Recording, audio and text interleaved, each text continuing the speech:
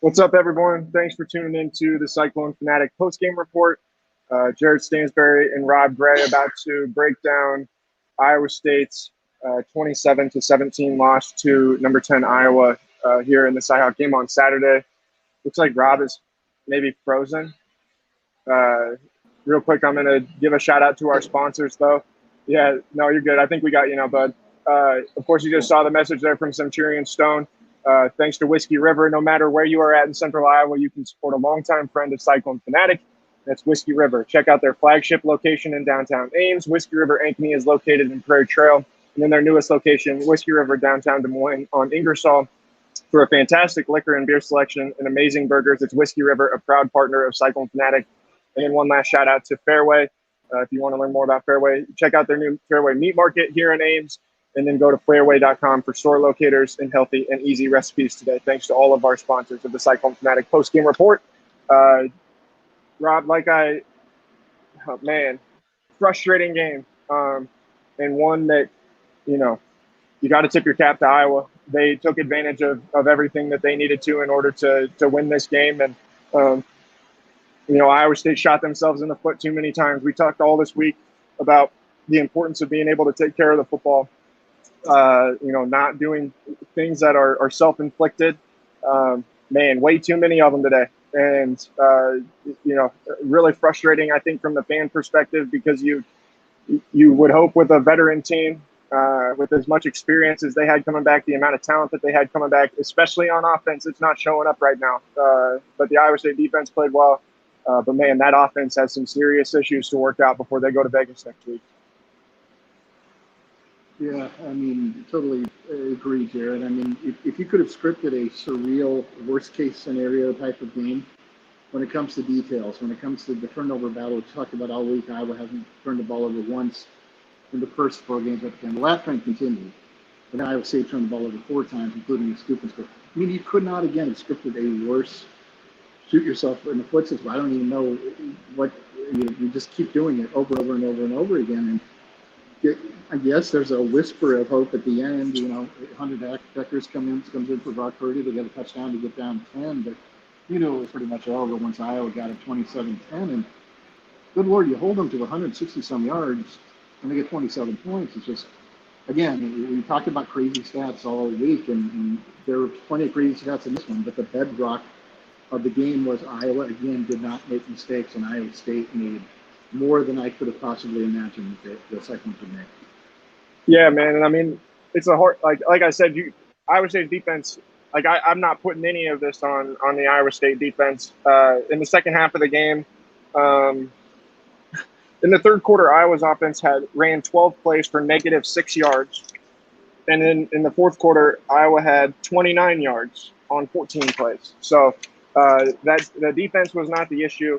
It was just some stupid mistakes, some things that are absolutely avoidable.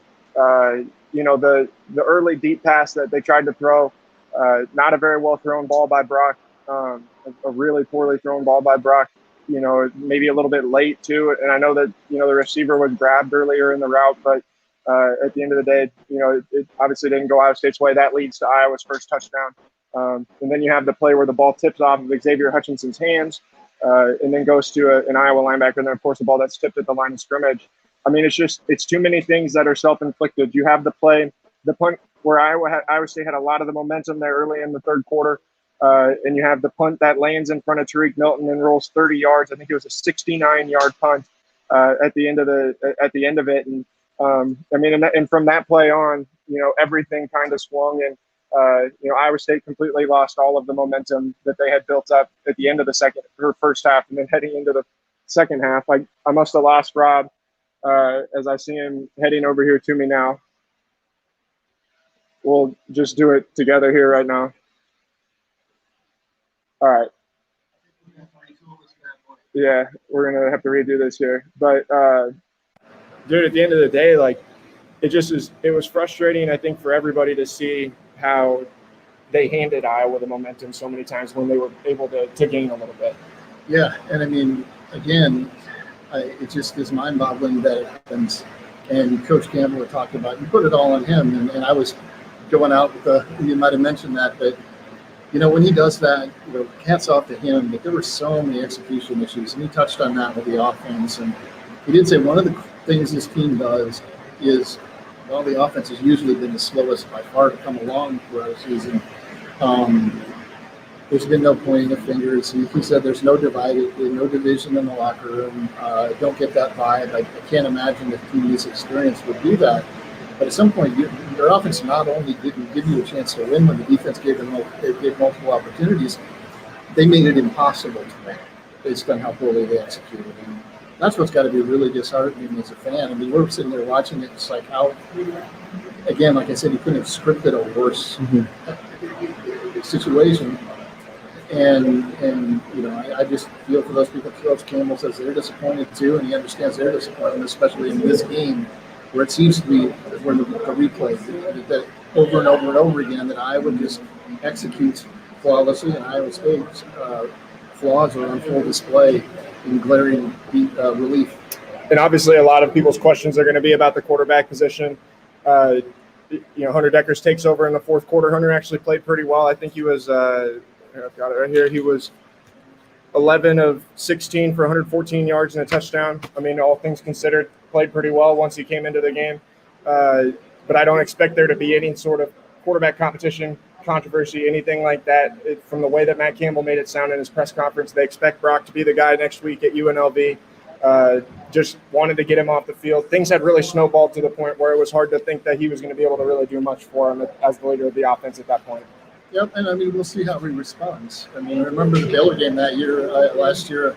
Ironically, I played that up, that was a growing point. Look at what he did after that game, 12 touchdowns, 3 interceptions, and he was about even at that point.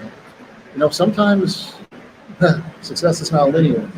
And, hitting a rough patch, the roughest patch, I would say, of Brock Purdy's career we know what type of competitor he is. Campbell said he remains the type of leader he is. And he was, Enrique said, he's still that guy. And again, he can't think he's got to do it all himself, but he certainly can lead the way and certainly can help calm people down and make them think, okay, we can work through these execution issues and we'll be just fine. We're still not into Big 12 play. All the goals are on the table. It's just, again, a very, very disheartening way to lose this game for the fifth straight time in the Campbell era. Yeah, sixth straight. Oh, yeah, I guess fifth in the Campbell era. Yeah. I think there's a lot of things for them to figure out this week. There's a lot of, I just think, different execution issues and stuff like that. They've got to be able to go back to the drawing board this week and be willing to reevaluate their process during the week, because this offense has not looked prepared 2 weeks in a row. And with as many veteran guys as they have at every position, that's a serious problem. Yes. And I think that requires some serious reflection, not only, at the end of the day, not only by Matt Campbell, but by the guys who are on the field. I agree with you. I respect Coach Campbell taking the blame and putting it on himself. But at the end of the day, man, because he's not going to throw anybody under the bus. Sure. That's not who Matt Campbell is. But at the end of the day, man, this is going to take some serious reflection, some serious, look yourself in the mirror type moments from guys like Brock Purdy, from a guy like Tom Manning and the rest of that offensive staff, in order for them to move forward and grow again. Because there's something that is broken about the way that they're going about preparing for these games. And if you don't fix that, I think now, then things could really start to snowball and become a serious issue as you move along further into the season and get into conference play. Yeah, no divided locker room, certainly. But this defense deserved a better outcome than this. Yeah. That was as good as you can play, being put in those terrible situations again and again and again, including field position.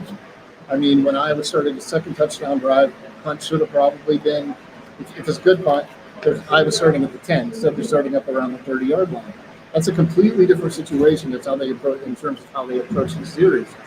From special teams to, again, offensive execution, just a lot of things that really need, major cleanup. And again, like you said, you wish that weren't the case early in the season yet again, but here we are. Absolutely. All right, thanks everybody for tuning into the CF post-game report. We don't have much more to give you other than that. There's not a lot of injury or updates or anything like that. Obviously, we're going to go through everything. I'm probably going to go home and watch the game again right when I get back to Des Moines. And then me and Jeff will record football and random things on Monday. Rob and I will both have columns tonight. And, we'll talk to everybody during the week as we lead up to a game next week in Las Vegas. So thanks again to our sponsors, Centurion, Stone, Whiskey River, and Fairway. And we'll talk to you guys again soon.